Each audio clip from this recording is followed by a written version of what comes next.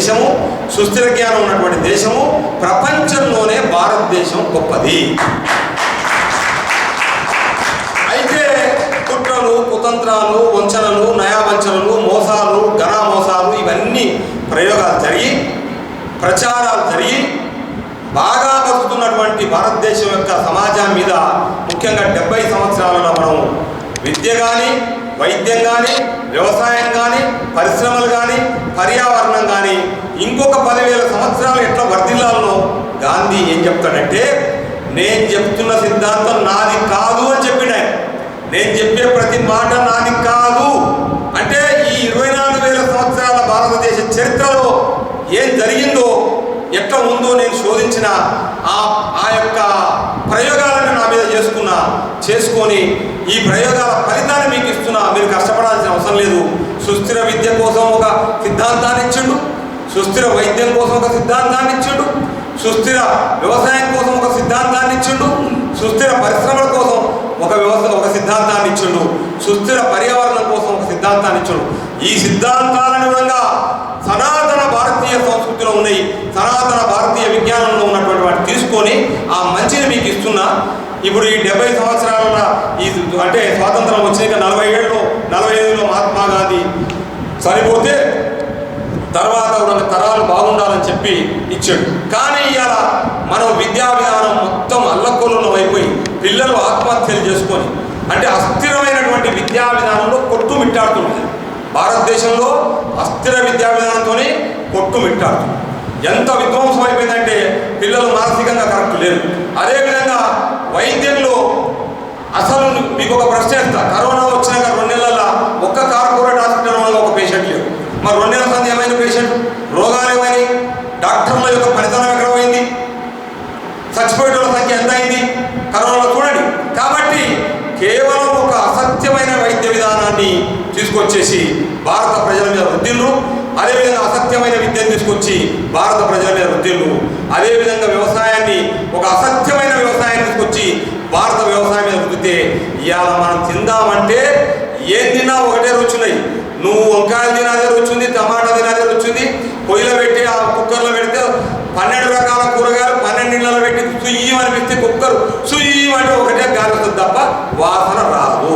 కానీ మనం చిన్నప్పుడు ఊళ్ళలో తింటే ఉడంకాయ ఉంటే సపరేట్ వాసన వచ్చేది, టమాటా వస్తే సపరేట్ వచ్చేది, వంకాయ ఉంటే అద్భుతమైన వాసన. అంటే ఒక సజీవమైనటువంటి పంటలు తినేటువంటి పండ్లు కూరగాయలు మనం తిన్నాం.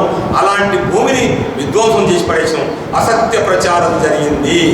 కాబట్టి అదేవిధంగా పరిశ్రమలు అంటే మీవి కావు, పరిశ్రమలు అంటే మేము పెడుతోని మొట్టమొదటి పారిశ్రామిక విప్లవం 1817లో వచ్చింది కదా. 1817 శతాబ్దం మొట్టమొదటి 17వ శతాబ్దంలో ఎప్పుడు 1857 మొట్టమొదటి పారిశ్రామిక విప్లవం.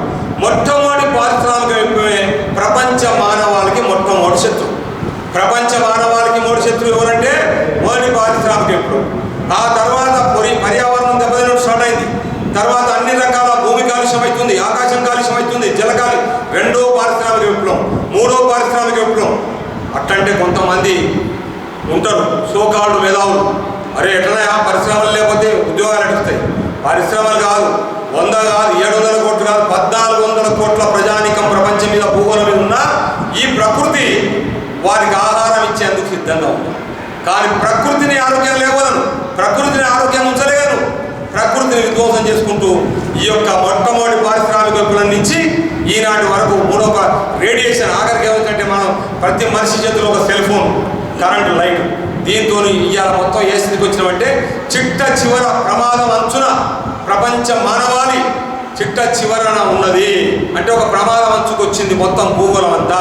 కాబట్టి భారతరత్న ప్రముఖ శాస్త్రవేత్త ఒక పితామహుడు అబ్దుల్ కలాం గారు చివరి ఉపన్యాసం చెప్పిండు, ఒరే నాయన నేను చేసిన ప్రయోగాలను చేసిన అన్ని రాకెట్లు చేసినా కానీ ఇప్పుడు లాస్ట్ మిగిలింది నివాసయోగ్యమైన భూగ్రహాన్ని ఒకటి తయారు చేసుకోండి అని ఆయన ఆ రోజు ఆ పిల్లలకు ఐఐటి పిల్లలకు చెప్పాడు. కాబట్టి ఇప్పుడు చివరికి ఏకొచ్చిందంటే మనం బతకాలంటే మన చుట్టుపక్కల జీవరాశులు బతుకుండాలి, మన పక్కన ఉన్నటువంటి ప్రకృతి బతికుంటేనే మనం బతుకుతాం. కాబట్టి ఇలా ప్రపంచానికి పెను సవాలుగా మారినటువంటి కరోనా, ఈ ఒక్క కరోనే కాదు, భవిష్యత్తులో మనం ఈ యొక్క భూమిని ప్రకృతిని కాపాడుకోకపోతే వచ్చేటువంటి కరోనాలు కొన్ని వందలు వేలు వస్తాయి, మనుషులు విపరీతంగా చనిపోయే ప్రమాదం ఉంది. కాబట్టి కనీసం ఎప్పుడైనా మీరు ఈ గాంధీ గ్లోబల్ ఫ్యామిలీ, గాంధీ జ్ఞాన ప్రతిష్టాన్, వినోబా నగర్ డెవలప్మెంట్ సొసైటీ, అదేవిధంగా సిద్ధార్థ యోగ విద్యాలయం ఒక ప్రయోగశాలను మీరు ప్రారంభిస్తున్నారు.